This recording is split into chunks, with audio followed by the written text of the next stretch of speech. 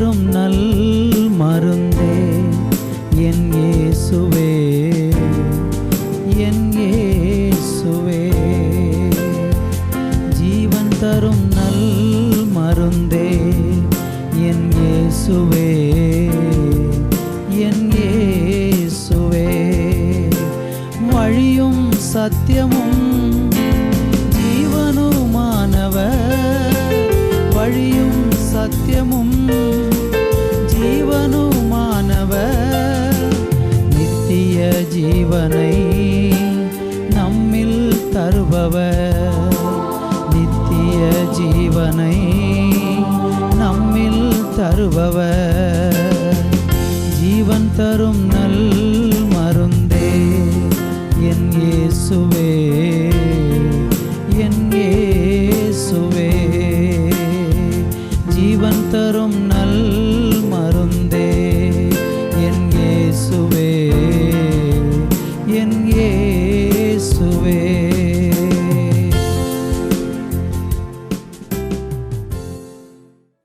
Thoothukudi revival Christian assembly ministries வழங்கும் ஜீவன் தரும் நல்வரது என்ற இந்நிகழ்ச்சிக்கு உங்களை அன்புடன் வரவேற்கிறோம். இன்றைய நிகழ்ச்சி உங்களுக்கும் உங்கள் குடும்பத்திற்கும் ஆசீர்வாதமாக இருக்கும் என்று நாங்கள் நம்புகிறோம். இப்பொழுதும் நமது ஊழியர் கே. சந்தோஷ் அவர்கள் வழங்கும் தேவ செய்தி இதோ உங்களுக்காக. கிறிஸ்துவுக்குள் மிகவும் பிரியமான என் அன்பு தேவனுடைய பிள்ளைகளே, ஆண்டவராகிய இயேசு கிறிஸ்துவின் நாமத்திலே உங்களை அன்போடு கூட நான் வாழ்த்தி வரவேற்கிறேன். இந்த கிறிஸ்மஸ் நாட்களிலே உங்கள் ஒவ்வொருவரையும் ஆண்டவர் ஆசீர்வதிப்பாராக. கிறிஸ்மஸை நாம் கொண்டாடி வருகிற ஒரு நாட்கள். உங்களுக்கு எங்களுடைய ஊழியத்தின் சார்பாக இந்த செய்தியை பார்த்து கொண்டிருக்கிற அத்தனை தேவ பிள்ளைகளுக்கும் எங்களுடைய அட்வான்ஸ் கிறிஸ்துமஸ் நல் வாழ்த்துக்களை நாங்கள் தெரியப்படுத்திக் கொள்கிறோம். உங்களை கர்த்தர் அளவில்லாமல் ஆசீர்வதிப்பாராக. நீங்கள் இப்பொழுது இருக்கிறதை பார்க்கிலும் இன்னும் பல மடங்கு ஆசீர்வதிக்கப்பட தேவனுடைய பாதுகாப்பும் அவருடைய கரமும் உங்களோடும் உங்கள் குடும்பத்தோடும் இருந்து உங்களை நடத்துவதாக என்று சொல்லி ஆண்டவருடைய நாமத்திலே நான் வாழ்த்துகிறேன். என் அன்பு தேவனுடைய பிள்ளைகளே, இந்த கிறிஸ்மஸ் நாட்களிலேயும் இயேசு கிறிஸ்துவனுடைய பிறப்பை குறித்து நிறைய செய்திகள் நாம் கேட்டு வருகிறோம். ஆண்டவர் அநேக தேவ ஊழியர்கள் மூலமாக ஆண்டவருடைய பிறப்பை குறித்து நமக்கு அவருடைய வார்த்தையை கொடுத்து வருகிறார். வேதத்தில் படிக்கும் பொழுது இயேசு கிறிஸ்துவனுடைய பிறப்பை குறித்து முதலாவது நற்செய்தி சொன்னவர்கள் தேவனுடைய தூதர்கள். தேவனுடைய தூதர்கள் அங்கே மந்தை மேய்த்து கொண்டிருந்த, மந்தைகளை காத்து கொண்டிருந்த மேய்ப்பர்களிடத்திலே போய் சொன்னார்கள், இதோ தாவீதின் ஊரிலே ஆண்டவராகி இயேசு கிறிஸ்து நமக்காக பிறந்திருக்கிறார் என்கிற செய்தியை அவர்கள் நற்செய்தியாக அறிவித்தார்கள்.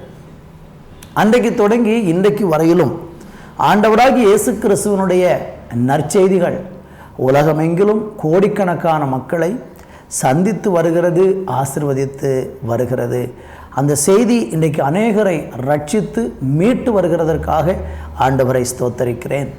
இன்றைக்கி உங்கள் மத்தியிலே கர்த்தருடைய வார்த்தையை பேசிக்கொண்டிருக்கிற என்னை கூட அந்த நற்செய்தி தொட்டது நிமித்தமாகவே இயேசு கிறிஸ்துவை அறியாத ஒரு அந்நிய மார்க்கத்தில் இருந்த எங்களையும் ஆண்டவர் ரட்சித்து இன்றைக்கு அவருடைய ஊழியக்காரர்களாக வைத்திருக்கிறார். அதற்காக தேவாதி தேவனுக்கு உள்ளத்தின் ஆழத்திலிருந்து நன்றி செலுத்துகிறேன். இயேசு கிறிஸ்து பிறந்த செய்தியை இந்த உலகத்தில் நற்செய்தியாக தூதர்கள் அறிவித்த போதிலும் அதற்கெல்லாம் பல ஆயிரம், பல நூற்றுக்கணக்கான வருடங்களுக்கு முன்பாக வாழ்ந்திருந்த ஒரு தீர்க்கதரிசி ஏசாயா தீர்க்கதரிசி. இன்னும் நீங்கள் வேதத்தில் ஒவ்வொரு பின் பகுதிகளுக்கு பழைய ஏற்பாட்டுக்குள்ளே போனால் அநேக தீர்க்கதரிசிகள் கர்த்தருடைய வருகை குறித்தும் இயேசு இந்த உலகத்தில் மனுஷனாக பிறப்பார் என்கிறதை குறித்தும் முன்கூட்டியே தீர்க்க தரிசனமாக உரைத்தார்கள். ஆனால் காலம் நெருங்க நெருங்க வந்த தீர்க்கதரிசிகள் எல்லாம் ஆண்டவராகி இயேசு கிறிஸ்துவினுடைய பிறப்பை குறித்த செய்திகளை தெளிவாக அறிவிக்க ஆரம்பித்தார்கள். அதில் ஒரு விசேஷித்த தீர்க்கதரிசி தான் ஏசாயா தீர்க்கதரிசி. அவர் தன்னுடைய தீர்க்க தரிசன புஸ்தகத்திலே 9ஆம் அதிகாரத்தில் ஆண்டவராகி இயேசுவின் பிறப்பை குறித்து தெளிவாக சொல்லியிருக்கிறார். 9ஆம் அதிகாரம் 6வது வசனத்தை இன்றைக்கு நம்ம வாசித்து இயேசு கிறிஸ்துவனுடைய பிறப்பில் இருக்கிற மேன்மை, அவருடைய நாமத்தினாலே உண்டாகிற ஆசீர்வாதம், அவர் இந்த பூமிக்கு ஏன் பிறந்தார் என்கிற செய்தியை நாம் இன்றைக்கு கேட்க போகிறோம். நீங்கள் பொறுமையோடு கூட இந்த வார்த்தைகளை கேட்க உங்கள் அன்போடு கேட்டுக்கொள்ளுகிறேன். ஜெபத்தோடு நீங்கள் அமர்ந்திருக்கவும் உங்களை இயேசுவின் நாமத்திலே நான் வாழ்த்துகிறேன். எனவே தேவ பிள்ளைகளே, நான் வாசிக்கிறேன். நமக்கு ஒரு பாலகன் பிறந்தார், நமக்கு ஒரு குமாரன் கொடுக்கப்பட்டார். கர்த்தத்துவம் அவர் தோளின் மேல் இருக்கும். அவர் நாமம் அதிசயமானவர், ஆலோசனை கர்த்தா, வல்லமையுள்ள தேவன், நித்திய பிதா, சமாதான பிரபு எனப்படும். அன்பு தேவனுடைய பிள்ளைகளே, இந்த வேதவசனத்தை படிக்கும் பொழுது ஆண்டவராகிய இயேசு கிறிஸ்துவுடைய பிறப்பில் இருக்கிற நிறைய மேன்மைகள் சொல்லப்பட்டிருக்கிறது. இதை ஒவ்வொன்றாக நம்ம தியானிச்சா நமக்கு இந்த குறிப்பிட்ட சில நிமிடங்களில் இந்த சத்தியங்களை எல்லாம் நம்ம தியானிக்க முடியாது. ஏனென்றால் அது அவ்வளவு ஆழமானது, விசேஷமானது. அங்கே அந்த வேத பகுதியை வாசிக்கும் பொழுது முதலாவது 2 காரியங்கள் சொல்லப்படுகிறது. என்னவென்றால் கவனியுங்கள், நமக்கு ஒரு பாலகன் பிறந்தார், நமக்கு ஒரு குமாரன் கொடுக்கப்பட்டார். அன்பு தேவனுடைய பிள்ளைகளே, ஆண்டவராகிய இயேசு கிறிஸ்து இந்த உலகத்திற்கு கொடுக்கப்பட்டது யாருக்காக? யாருக்காக? யாருடைய பிரயோஜனத்திற்காக இயேசு கொடுக்கப்பட்டார் என்றால் நமக்கு. நமக்கு இந்த செய்தியை கேட்கிற உங்களுக்கு, இந்த செய்தியை சொல்லுகிற எனக்கு, இந்த பூமியிலே வாழ்ந்து கொண்டிருக்கிற கோடிக்கணக்கான மக்களுக்காகத்தான் ஆண்டவராகி இயேசு கிறிஸ்து இந்த உலகத்தில் கொடுக்கப்பட்டார். அவர் நமக்காகத்தான் பிறந்தார், நமக்காகத்தான் அவர் கொடுக்கப்பட்டார். இயேசு கிறிஸ்து நமக்காக பிறந்தார். ஏன் இயேசு கிறிஸ்து நமக்காக பிறந்து அவர் என்ன செய்தார்? இந்த பூமியிலே அவர் பிறந்து வாழ்ந்த காலங்களில் ஏராளம் வார்த்தைகளை அவர் கூறியிருக்கிறார். மத்தேயு, மார்க்கு, லூக்கா, யோவான் என்கிற சுவிசேஷங்களில் இயேசு கிறிஸ்து கூறினதான அநேக வார்த்தைகள் இருக்கிறது, அநேக வசனங்கள் இருக்கிறது. அந்த வார்த்தை வசனங்கள் எல்லாம் யாருக்காக என்றால் நமக்காக கொடுக்கப்பட்டிருக்கிறது. அவர் பேசின வார்த்தைகள். அவர் ஏன் பிறந்தார்? நமக்காக பிறந்தார்.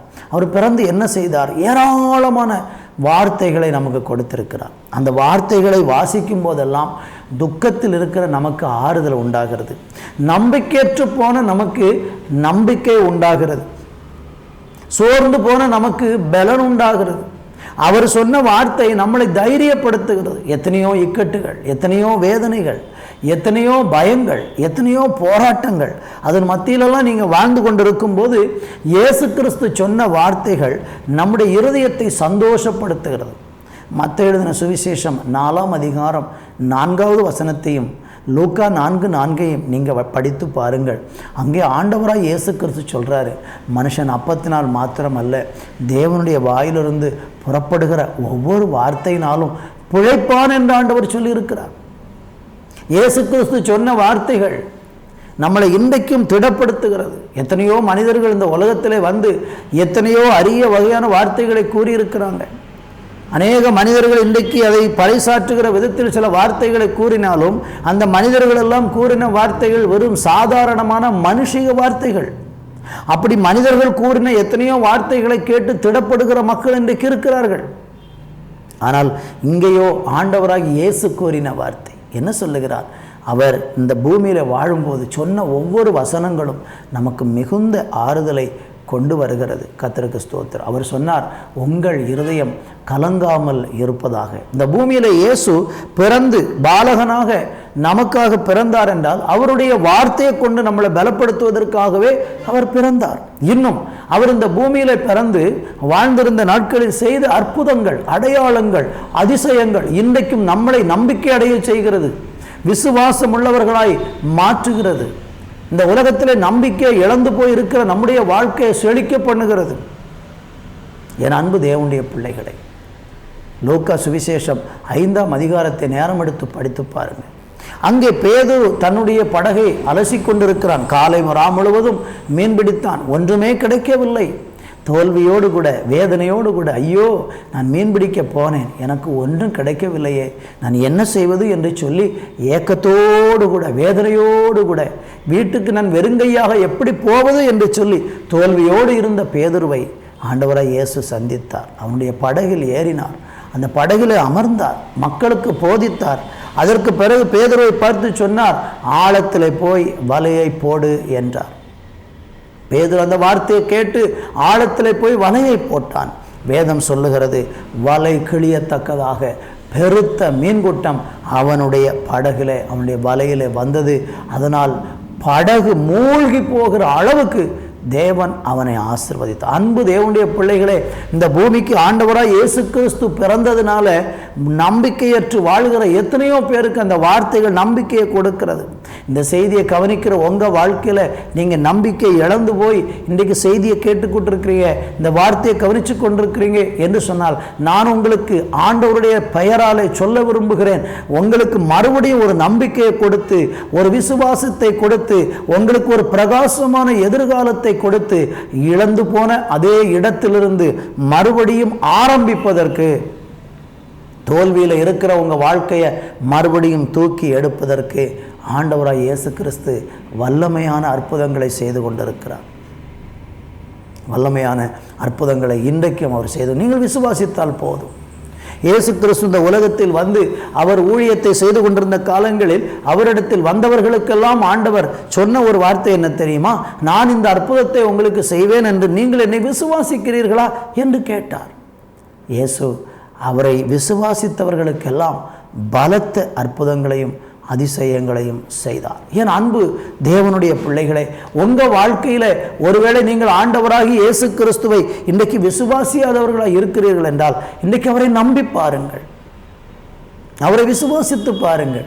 அவருடைய அற்புதம் இன்றைக்கும் குறையவில்லை, அவருடைய அற்புதம் இன்றைக்கும் மாறவில்லை. அவர் இன்றைக்கும் ஜீவனோடு இருக்கிறவராய் 2000 வருஷத்துக்கு முன்பாக ஒரு பாலகனாய் பிறந்த இயேசு 33.5 ஆண்டுகள் பாலஸ்தீன தேசத்திலே, எருசலேமிலே, அதை சுற்றியுள்ள கிராமங்களிலே நூற்றுக்கணக்கான மைல்கள் கால்நடையாய் பயணித்து கிராமமாக சென்று சுவிசேஷத்தை அறிவித்து தேவனுடைய அன்பை எடுத்து கூறி அநேக மக்களுக்கு தன்னுடைய போதனையினாலே, தன்னுடைய அற்புதத்தினாலே வாழ்க்கையை வளமாக மாற்றினார். என் அன்பு சகோதரனே, சகோதரியே, இயேசு கிறிஸ்துவுடைய பிறப்பை இன்றைக்கு உலகமெல்லாம் கிறிஸ்மஸ் பண்டிகையாக நினைவு கூர்ந்து கொண்டாடி கொண்டிருக்கிற இந்த காலத்திலே நான் உங்களுக்கு சொல்ல விரும்புகிறேன், இந்த கிறிஸ்மஸ் நன்னாளிலே நீங்கள் ஆண்டவராகிய இயேசு கிறிஸ்துவை உங்கள் வாழ்க்கையில் விசுவாசித்து அவரை ஏற்றுக்கொண்டு அவரை பின்பற்ற முன்வந்தால், சேவிக்க முன்வந்தால்,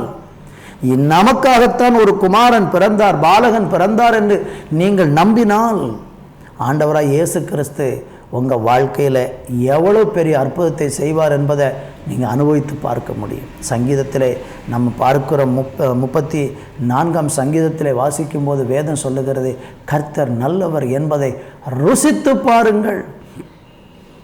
இங்கே உங்களுக்கு முன்பாக நான் பேசிக்கொண்டிருக்கிறேன் என்றால், நான் ருசித்ததினாலே தான் உங்களோடு பேசுகிறேன். நான் கனவுரை கண்டதையோ அல்லது நான் ஏதோ ஒரு புத்தகத்தை வைத்து படித்ததினாலேயோ உங்களோடு நான் பேசவில்லை. கர்த்தர் நல்லவர் என்பதை ருசித்து பார்த்திருக்கிறேன், இன்றைக்கும் ருசித்து கொண்டிருக்கிறேன். மரணம் வரையிலும் ருசிக்கிற அளவுக்கு இயேசு கிறிஸ்து மதுரமானவராக இருக்கிறார். உங்கள் வாழ்க்கையின் கசப்பை மாற்றுவார், உங்கள் வாழ்க்கையில் வந்திருக்கிற மாறாவை மாற்றுவார். நீங்கள் இன்றைக்கு தவிக்கிற தவிப்பை தேவன் மாற்றுவார். நீங்கள் படுகிற வேதனையை கர்த்தர் மாற்றுவார். 2வது சொல்லப்பட்டிருக்கிறது, நமக்கு ஒரு குமாரன் கொடுக்கப்பட்டார்.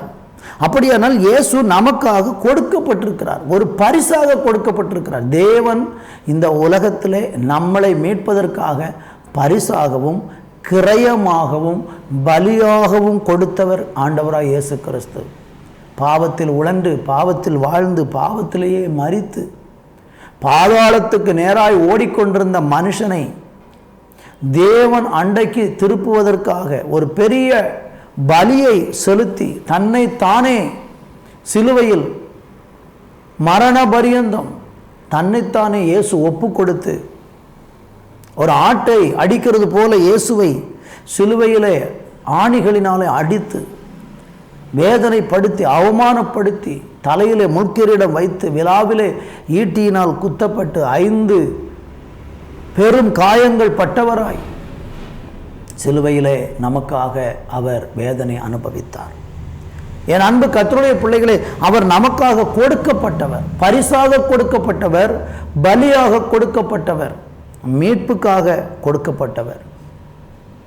என் அன்பு தேவனுடைய பிள்ளைகளே, இயேசு தன்னுடைய ஜீவனையே நமக்காக கொடுத்தார் என்று வேதம் சொல்லுகிறது. அவரை பிதாவாகிய தேவன் இந்த உலகத்துக்கு அனுப்புனது எதற்காகவென்றால், அவருடைய ஜீவனை கொடுத்தது நிமித்தம் நம்முடைய ஜீவன் மீட்கப்படுவதற்காக. அவர் நமக்காக பலியானதினாலே நம்முடைய பாவங்களிலிருந்து நமக்கு ரட்சிப்பு உண்டாகும்படியாகவே இயேசு நமக்காக கொடுக்கப்பட்டிருக்கிறார். இந்த செய்தியை கேட்கிற என் அன்பு சகோதர சகோதரிகளை, தேவனுடைய பிள்ளைகளை, வாலிப தம்பி தங்கச்சிகளை, உங்களை பார்த்து இன்றைக்கு கர்த்தர் சொல்லுகிறார், உங்களுடைய பாவங்களுக்காக, நம்முடைய பாவங்களுக்காக நமக்கு ஒரு குமாரன் கொடுக்கப்பட்டிருக்கிறார். சிலுவையில் அடிக்கப்படுவதற்காகவும், சிலுவையிலே மரிப்பதற்காகவும், மரணத்தை விட்டு 3வது நாள் உயிரோடு எழும்பி மரணத்தை ஜெயித்த முதல் தெய்வமாக, முதல் மனிதனாக ஆண்டவராய் இயேசு கிறிஸ்து மரணத்தையே ஜெயித்து நமக்கு ஒரு முன்மாதிரியாக இருக்கிறார். என்ன அர்த்தம்? இயேசு சிலுவையில் மரித்தது நிமித்தம் நம்முடைய பாவங்கள் மன்னிக்கப்படுகிறது. அந்த இயேசு கிறிஸ்து சிலுவையிலே மரித்ததை விசுவாசிக்கிறவர்களுடைய பாவங்கள் மன்னிக்கப்பட்டு அவங்க பரிசுத்தமாக்கப்படுகிறார்கள். இயேசு கிறிஸ்து கல்லறையிலிருந்து 3வது நாள் உயிரோடு எழுந்தது நிமித்தம் இயேசு கிறிஸ்துவை விசுவாசிக்கிற ஒவ்வொரு பிள்ளைகளும் மரணத்துக்கு பிறகு உயிரோடு எழும்புவார்கள் என்கிற ஒரு உறுதிப்பாடை, ஒரு நம்பிக்கையை ஒரு தேவன் நமக்கு கொடுக்கிறார். என் அன்பு கர்த்தருடைய பிள்ளைகளே, உங்கள் வாழ்க்கையில் நீங்கள் யோசித்து பாருங்கள், உங்களுக்கு மரணத்துக்கு பிறகு உள்ள வாழ்வை குறித்த நம்பிக்கை இருக்கிறதா? நீங்கள் என்னைக்காகிலும் சிந்தித்து இருக்கிறீர்களா? நான் மரித்த பிறகு ஒரு நாள் உயிரோடு எழுந்திருப்பேன், மரணத்துக்கு பிறகு எனக்கு ஒரு வாழ்வு உண்டு என்கிற சத்தியம் உங்களுக்கு தெரியுமா? அல்லது ஏதோ சில கட்டுக்கதைகளை நம்பி மரணத்தோடு எல்லாமே முடிந்து விடுகிறது. ஒரு மனுஷனுடைய வாழ்க்கை அதிகமாய் போனால் 80 வருஷம் 90 வருடம் இந்த உலகத்தில் வாழ்கிறான், அதோடு கூட வாழ்க்கை முடிந்தது. அதுக்கு பிறகு மனிதனுக்கென்று ஒரு வாழ்வே இல்லை என்று தவறாய் புரிந்து கொள்ளாமல் கட்டுக்கதைகளை போதிக்கக்கூடிய அப்படிப்பட்ட போதனைகளை கேட்டு, பாரம்பரிய கதைகளை கேட்டு நீங்கள் உங்களையே ஏமாற்றி கொண்டிருக்கிறீர்களா? இயேசு கிறிஸ்துவை நீங்கள் விசுவாசித்தால் அவர் உங்களுக்கு கொடுக்கிற ஆசீர்வாதம் என்ன தெரியுமா? நித்திய ஜீவனை அவர் நமக்கு கொடுக்கிறார்.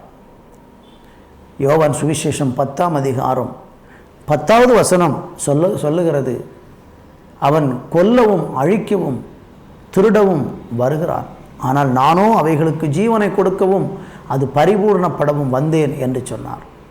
இயேசு கிறிஸ்து இந்த பூமிக்கு வந்தது நமக்காக ஜீவனை கொடுப்பதற்காக வந்தார். அந்த ஜீவன் பரிபூர்ணப்படவும் பூரணமான ஒரு நித்தியமான ஒரு வாழ்வை பரிசாக கொடுப்பதற்கு இயேசு நமக்காக இந்த உலகத்தில் கொடுக்கப்பட்டார்.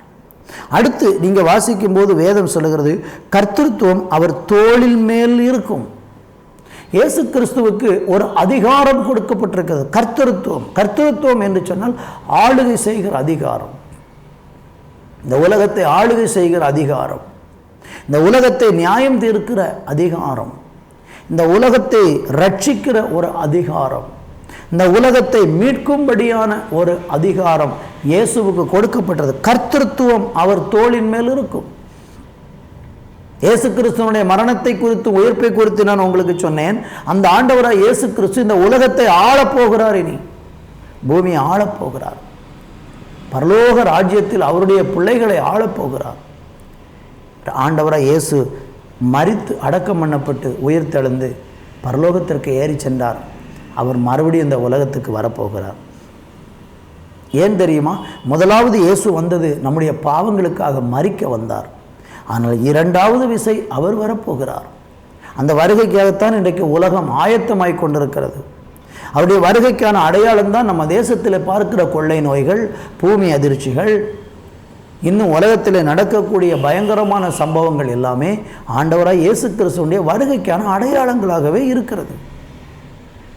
மத்தேயு எழுதின சுவிசேஷம் 24ஆம் அதிகாரத்திலும் லூக்கா எழுதின சுவிசேஷம் 21ஆம் அதிகாரத்திலும் மார்க் எழுதின சுவிசேஷம் 13வது அதிகாரத்தையும் நேரமெடுத்து வாசித்து பாருங்கள். அங்கே ஆண்டவராய் இயேசு கிறிஸ்துவனுடைய 2ஆம் வருகைக்கான அடையாளங்கள் சொல்லப்பட்டிருக்கிறது. அவர் ஏன் 2வது வருகிறார்?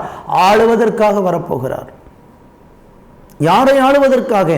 அவருடைய பிள்ளைகளை ஆளுவதற்காக. எப்படி ஆளப்போகிறார்? நீதியோடு ஆளப்போகிறார், நியாயமாய் ஆளப்போகிறார், சத்தியமாய் ஆளப்போகிறார், ஊழல் இல்லாமல் ஆளப்போகிறார். இந்த உலகத்தில் இயேசு கிறிஸ்து வந்து 1000 ஆண்டு ஆட்சி செய்வார் என்று வேதம் சொல்கிறது. கர்த்தராய் இயேசு கிறிஸ்துவனுடைய 2ஆம் வருகை ரகசியமாக மத்திய வானத்திலே அவர் வருவார். அவர் வந்த பிறகு 7 ஆண்டுகள் இந்த உலகத்திலே அந்தி கிறிஸ்துவனுடைய கொடுமையான ஆட்சி நடைபெறும். அந்த ஆட்சிக்கு பிறகு அந்தி கிறிஸ்துவனையும் கள்ளத்தீர்க்கதரிசியையும் பிசாசையும் ஆண்டவர் சங்கிலினாலே கட்டி பாதாளத்திலே தள்ளிவிட்டு 1000 ஆண்டு இந்த உலகத்தை ஆண்டவர் ஆளுவார். அதை வேதம் 1000 ஆண்டு அரசாட்சி என்று சொல்லப்பட்டிருக்கிறது. அப்படியானால் வேதம் சொல்லுகிறது கர்த்தத்துவம் அவர் தோளின் மேல் இருக்கும்.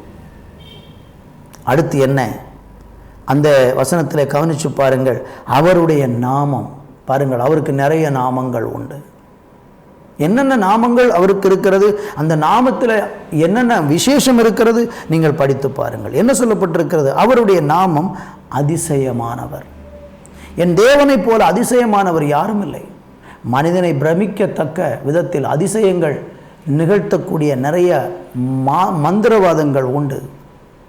மாய வித்தைக்காரர்கள், கண்கட்டு வித்தைகளை செய்கிறவர்கள் எல்லாம் உலகத்தில் உண்டு. ஆனால் அது ஒன்றுமே ஏட்டு சுரைக்கா கறிக்கு உதவாது என்று சொல்லுகிறது போல அது ஒன்றும் காரியத்துக்கு உதவுகிறது அல்ல.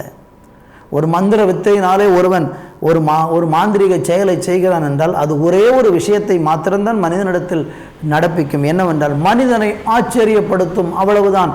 அதை கொண்டு அவன் வாழ முடியாது. மந்திர வித்தையினாலே ஒருவன் பேப்பரை, காகிதத்தாளை காசாக மாற்றினால் அந்த காசை கடையில் கொண்டு போய் கொடுத்து பொருள் வாங்க முடியாது. அது ஒரு மனிதனை பிரமிக்க வைப்பதற்காக செய்யக்கூடிய ஒரு மாயவித்தை. அது பிசாசுனுடைய உதவியினாலே மனிதர்கள் செய்யக்கூடிய சில காரியங்கள். சிலர் அந்த வித்தைகளை எல்லாம் கற்றுக்கொண்டு அதை செய்கிறார்கள். அதனாலே மனிதனுக்கு எந்த நன்மையும் வரப்போகிறதில்லை. ஆனால் வேதம் சொல்லுகிறது அவருடைய நாமம் அதிசயமானவர். இயேசு கிறிஸ்து செய்யக்கூடிய அதிசயம் எல்லாமே ஆச்சரியமானது, பிரமிக்கத்தக்கது. அதே நேரத்தில் நம்முடைய வாழ்க்கைக்கு பயனுள்ள அதிசயங்களை அவர் செய்கிறார். எகிப்து தேசத்தில் இஸ்ரவேல் ஜனங்கள் அடிமையாக இருந்தபோது மோசையின் மூலமாக தேவன் பார்வோனுக்கு செய்தி அனுப்பினார். மோசை போய் பார்வோனை பார்த்து சொன்னார், என்னை ஆராதிப்பதற்கு என் ஜனங்களை போகவிடு என்று எங்கள் கர்த்தர் சொல்லுகிறார். நாங்கள் வனாந்தரத்திலே 3 நாள் பயணப்பட்டு அங்கே போய் கர்த்தரை நாங்கள் ஆராதிக்கப் போகிறோம். எனவே என்னுடைய ஜனங்களை அனுப்பிவிடு என்று மோசை சொன்னபோது பார்வோன் கேட்டான், நீ அந்த தெய்வத்தை ஆராதிப்பதற்கு நீங்கள் போகிறேன் என்று சொல்லுகிறீர்களே, அவரை ஆராதிப்பதற்கு அனுப்புவதற்கு அவர் யார்? அப்பொழுது மோசே அவருடைய அற்புதத்தை விளங்க பண்ணினார். கையில் இருந்த கோலை தரையிலே போட்டார், அது சர்ப்பமாக மாறிவிட்டது. பார்வோன் பயந்து போனான், ஆச்சரியப்பட்டான். ஆனால் உடனே மந்திரவாதிகளை வரவழைத்தான். மந்திரவாதிகளும் தன்னுடைய கைகளில் இருக்கிற கோல்களை தரையிலே போட்ட பொழுது அது எல்லாமே சர்ப்பமாய் மாறியது. மோசை ஒரு கோலை போட்டான், அது சர்ப்பமானது. ஆனால் மந்திரவாதிகள் போட்ட பல கோல்கள் சர்ப்பங்களாக மாறியது. ஆனால் அங்கே நடந்த அதிசயம் என்ன தெரியுமா? மோசையினுடைய கையிலிருந்து தரையிலே இடப்பட்ட கோல் சர்ப்பமாக மாறி பார்வோனுடைய மந்திரவாதிகளுடைய எல்லா சர்ப்பங்களையும் விழுங்கி போட்டது. என் அன்பு தேவனுடைய பிள்ளைகளே, ஆண்டவருடைய நாமம் அதிசயமானவர். அவருடைய அதிசயத்திற்கு, அவருடைய அற்புதத்திற்கு அளவே இல்லை. அவர் மகா பெரிய தேவன். அவர் இன்றைக்கும் அதிசயம் செய்கிறார். நீங்கள் விசுவாசித்தால் உங்கள் வாழ்க்கையில் இன்றைக்கு இயேசு அதிசயம் செய்ய முடியும், அற்புதம் செய்ய முடியும். உங்கள் வியாதியை குணமாக்க முடியும், உங்கள் மரண பயத்தை மாற்ற முடியும், உங்களுடைய தவிப்பை களிப்பாகவும் சந்தோஷமாகவும் மாற்ற முடியும். இயேசுவை விசுவாசித்து பாருங்கள், அவருடைய நாமத்தை விசுவாசித்து பாருங்கள். அந்த நாமத்திலிருந்து உங்களுக்கு உங்கள் வாழ்க்கையில் அற்புதம் வரும். உங்கள் குடும்பத்துக்குள் அற்புதம் நடக்கும், சரீரத்தில் அற்புதம் நடக்கும், படிப்பில் அற்புதம் நடக்கும், மூளையில் அற்புதம் நடக்கும், வயிற்றில் அற்புதம் நடக்கும்.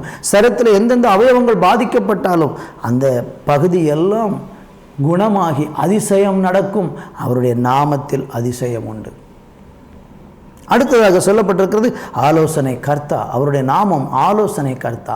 ஆலோசனை சொல்வதற்கு உலகத்தில் எத்தனையோ மனிதர்கள் இருக்கிறாங்க. வாழ்க்கையில் பிரச்சனை வந்துவிட்டால், வாழ்க்கையில் தடுமாற்றம் வந்துவிட்டார், அதற்காக எத்தனையோ ஆலோசகர்கள் உலகத்தில் இருந்தாலும் ஆண்டவராக இயேசுவினுடைய ஆலோசனைக்கு நிகரான ஒரு ஆலோசனை எங்கும் இல்லை. தாவீது ராஜாவாக இருந்தபோது அவனுக்கு ஒரு ஆலோசனைக்காரர் இருந்தான், அகித்தப்பேல் என்கிற ஒரு ஆலோசனைக்காரன். இப்படி உலகத்தில் அநேக மனிதர்களுக்கு ஆலோசனை சொல்லுகிறவர்கள் இருக்கிறார்கள். நல்ல ஆலோசனை சொல்லுகிறவர்கள் இருக்கிறார்கள், தவறான ஆலோசனை சொல்லுகிறவர்கள் இருக்கிறார்கள்.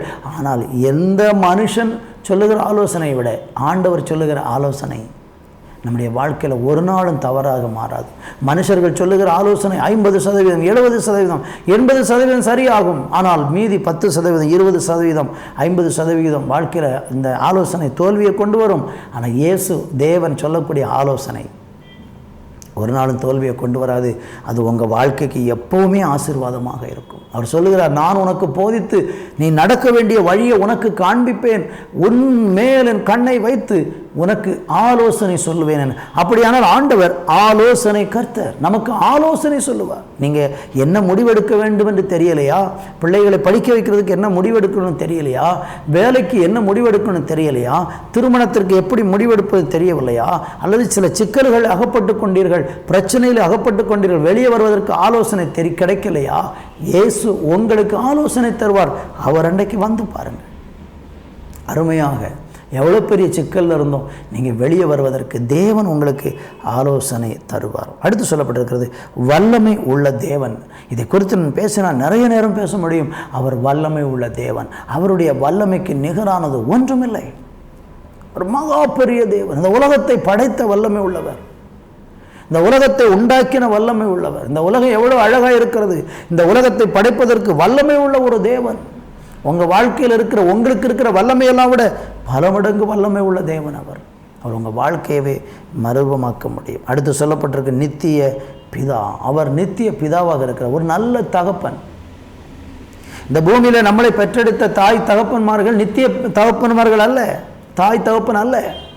அவர்கள் கொஞ்ச நாள் வாழ்வார்கள், வயது முதிர்ந்து மரித்து போவார்கள். ஆனால் நான் தாய் இழந்தாலும் தகப்பனை இழந்தாலும், இந்த செய்தியை கேட்கிற யாராகிலும் சோர்ந்து போய் ஐயோ என் தாய் இழந்து விட்டேன், தகப்பனை இழந்து விட்டேன், நான் தனித்து இருக்கிறேன், தனித்து விடப்பட்ட மரமாய் இருக்கிறேன் என்று சொல்லுகிறீர்கள் என்றால் வேதம் சொல்லுகிறது அவர் உங்களுக்கு நித்திய பிதாவாக இருப்பார். இயேசு கிறிஸ்து உங்களுக்கு நித்திய பிதா, நமக்கு நித்திய பிதா, என்றென்றைக்கு நல்ல தகப்பன். வேதம் சொல்லுகிறது தகப்பன் தன் பிள்ளைக்கு இறங்குவது போல நான் இறங்குவேன் என்கிறார். தகப்பன் தன் பிள்ளையை தோளில் சுமப்பது போல சுமப்பேன் அப்படிங்கிறார். அப்படியானால் உங்கள் தகப்பன் ஒரு குறிப்பிட்ட காலம்தான் உங்களை சுமக்க முடியும். ஆனால் வேதம் சொல்லுகிறது நான் நரை வயது வரைக்கும் முதிர் வயது வரைக்கும் உங்களை தாங்குவேன், சுமப்பேன், தப்புவிப்பேன் என்று சொல்கிறார். அவர் ஒரு நல்ல தகப்பன், நித்திய பிதா. கடைசியாக சொல்லப்படுகிறது சமாதான பிரபு எனப்படும். சமாதான பிரபு. இயேசு சமாதானத்தின் தேவன். அவர் எந்த இடத்திலையும் கலகத்துக்குரியவர் அல்ல. சமாதானத்தையே தருகிறவர், சமாதானத்தையே பேசுகிறவர், சமாதானத்தையே விரும்புகிறவர், சமாதானத்தை உண்டாக்குகிறவர். அவர் இருக்கிற இடத்தில் கலகமில்லை, அவரிடத்தில் இருக்கிற இடத்துல கலக்கமில்லை, தடுமாற்றம் இல்லை. சமாதானம் பண்ணுகிற தேவன். உங்கள் வாழ்க்கையில் சந்தோஷத்தை இழந்து போயிருக்கிறீங்களா? சமாதானத்தை இழந்து போயிருக்கிறீங்களா? சந்தோஷமே இல்லை, வாழ்க்கையில் சமாதானமே இல்லை, நிம்மதியே இல்லை, சாகலான்னு நினைக்கிறேன், தற்கொலை பண்ணலான்னு நினைக்கிறேன், யோசித்து கொண்டு இருக்கிறீங்களா?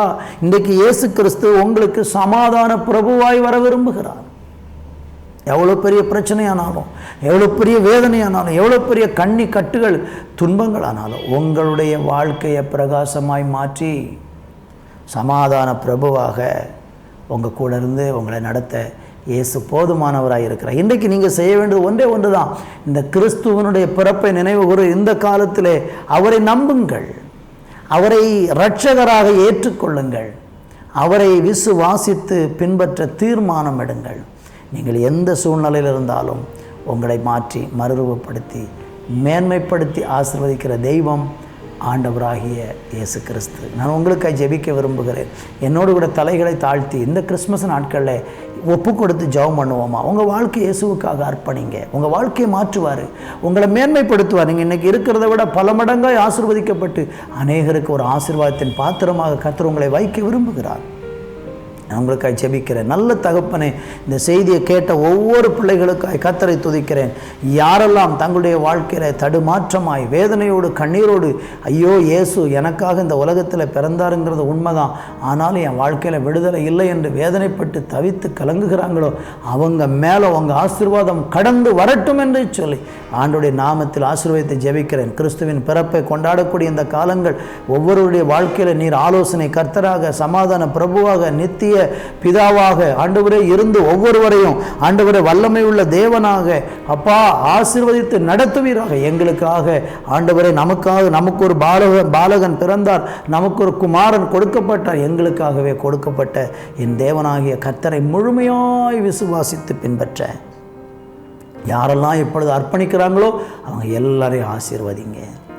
இயேசுவின் நாமத்தில் பிதாவே, ஆமேன், ஆமேன்.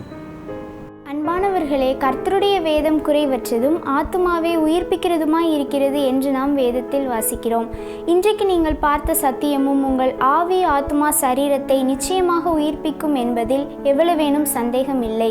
மீண்டும் அடுத்த வார நிகழ்ச்சிக்காக ஜெபத்துடனும் எதிர்பார்ப்புடனும் காத்திருப்போம். கர்த்தர் உங்களை ஆசீர்வதிப்பாராக. ஆமேன்.